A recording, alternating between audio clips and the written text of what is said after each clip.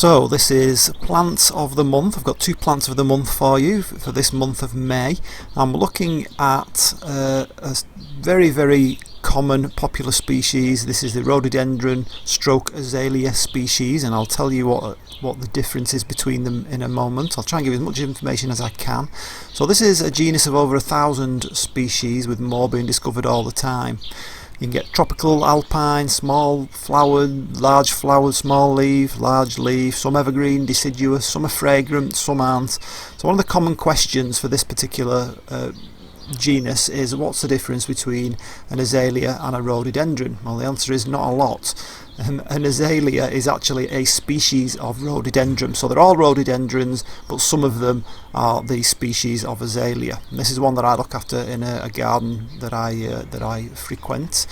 And this one, I think, is actually a western azalea, a Rhododendron occidentale. I think it could be. I could be wrong there. Cultivation, the soil, as long as it's not waterlogged and not too dry. They are mostly fully hardy. This one is anyway. They enjoy good mulch. They like bright light, semi-shade, but they don't want to bake. Shallow roots, so they're very easy to move. And just some interesting info: the Rhododendron panticum has actually become classed as an invasive species in the UK in 1981. They can be pruned back hard. These ones, they're not native to Britain. They were introduced in the 18th century and they came from the Mediterranean and Asia. So they're definitely a good plant to get for your garden if you live in a temperate climate. But as I say, that you can get them for tropical climates as well. So I wish you could smell this. It really is knockout. So that's the first plant that I've got for you, and I'll go on to the next one now.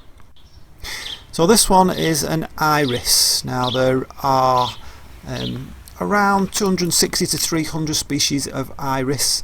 Iris is actually the Latin name for rainbow because of all the different colours. This one is a flag iris, and again, one of the common questions is, what's the difference between a flag iris and a bearded iris? Well, the bearded iris, I'll put some pop-ups for you. If you look carefully, it does look like they've got a beard. They've all got 3 upward pointing petals and 3 downward pointing petals, and the so-called fuzzy bit, or the beard, is on the downward petals. So if you can't see a fuzzy bit in the middle, then you know it's going to be a flag iris. You've got to be careful planting them. This one, again, in a garden that I look after, I like this one because of these variegated leaves.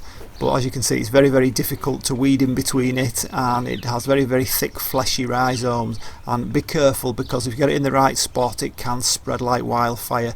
This one has taken over rather a lot, and the only way out of it is to dig them all up. But the lady likes them, so they stay. They grow wild in almost every continent, and they really like to be baked in the sunshine, and most of them do.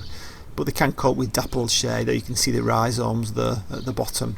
And I have taken a bit of this for my own garden, and it hasn't taken because it's not in full sun. So that gives you an indication of what they like. They do like to bake. So I hope you enjoyed it. See you on the next one. If you're new to my channel, click the subscribe button, ding the notification bell, and you won't miss any updates.